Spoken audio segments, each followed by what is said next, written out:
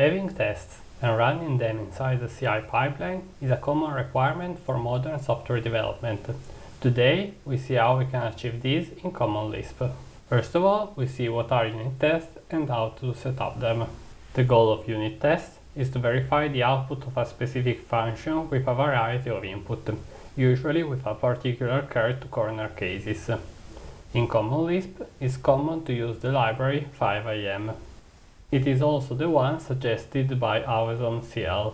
We can set up unit tests simply by defining a new package which requires 5im and define all the test cases, define a new system with the perform keyword and update the in order to keyword, run the test with ASDF test system.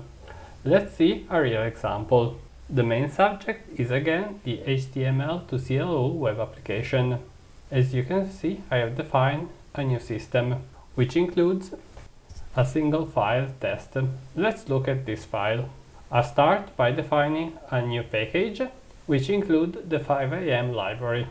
Then I define a suite, which just group a set of tests. Those tests will mainly run the build as expression, which is a function exposed by the main package, which takes an HTML string and creates a Lisp expression. Is HTML simply generates the list expression and compare it with the input. Then I have a couple of tests. For example, in the first one, I just create the expression for empty HTML. The second one has some classes, and the last one has two elements nested one inside the other. In this example, every test does just one assertion. They may do even more than one. In the end, I have a function runTest, which simply runs the whole suite. ASDF provides an interesting way to run tests, which is defining a new system with the perform keyword that tells what to do to run the test. In particular, I want to run the symbol runTest inside the HTML to CLU.test package. Then, in the main system, I can add the in order to keyword, which tells ASDF to run the other system when I want to run a test. Let's connect to Slime. This way, I can tell him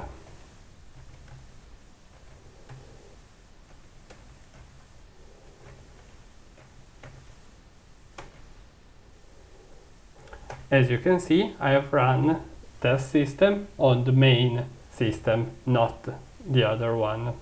And in the end, all the tests have run successfully. Now let's change a test to make it fail and verify that it really fails. We can see that in this case, it tells us that the generated expression is not the same as the provided one. The first step is to write tests, but then to notice if they fail, you have to run them. What if you forget?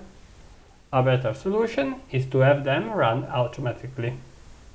This is exactly why the continuous integration pipeline is useful. Using GitHub and all the main Git repository providers, it's possible to run a script every time we do a push. For this, we will use GitHub Actions. First of all, we need a script that runs the tests, like the one that we did with ASDF. But in case that they fail, the script should return a code different from 0. This is not really what happens in this case, because even if the execution fails, for the moment it is limited inside the Lisp interpreter. This is why in this repository there is another file, runtest.sh. In order, this script loads 4 scripts. The first one is load dependencies. This is quite a tricky Lisp script, but it can be used as it is every time you need to load ASDF and quickly Lisp.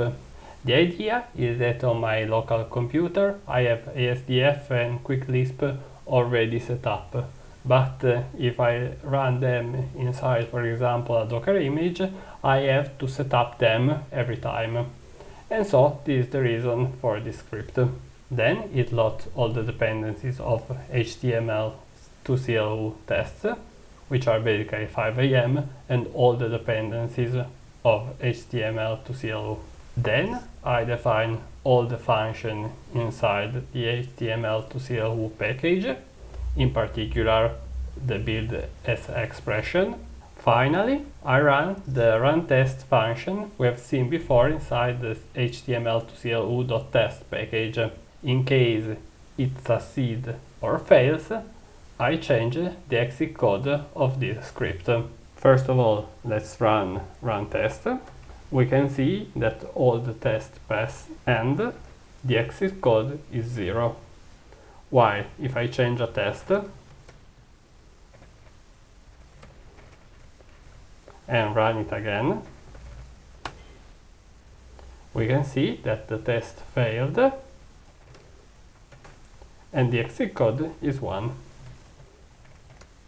So we have the script that we can run on a clean machine to set up the project and run the test. Moreover, it sets the right exit code. Now we can really create the GitHub action. We just have to create a file inside the directory .github/workflows. For example, we can call it ci.yaml. It will have to set up the environment and run the test. We will make GitHub run the test every time we do a push. This is the workflow. We can see that we have set up to run it on every push, and then we define what to run the jobs. We have just one job, we call it test. We run in a Ubuntu machine using a container with SBCL installed. This is just an environmental variable. Then, first of all, we make it check out the repository. We install quick Lisp. All this file seems really long, but to run it just in SBCL, you can just copy and paste it in every repository. And then finally, the last step is to run test inside a bash shell. Finally, if you add all those files to a commit and push them to GitHub, you should see on your repository something like this. Inside the command, a green check appears, and after that you click, you can see the details of what was run. A common Lisp application can take advantage of all the best practices of modern web development. Tests and CI pipeline is a really common requirement. In this video, we've seen how to set up it in a simple but real-world project. The next step are to have the CI that runs the test using multiple common Lisp implementations, for example SBCL or CCL, and then, if the test succeeds, publish the Docker image to GHER or Docker Hub. For today, this is all. Let me know in the comments if you like the video, leave a like and subscribe.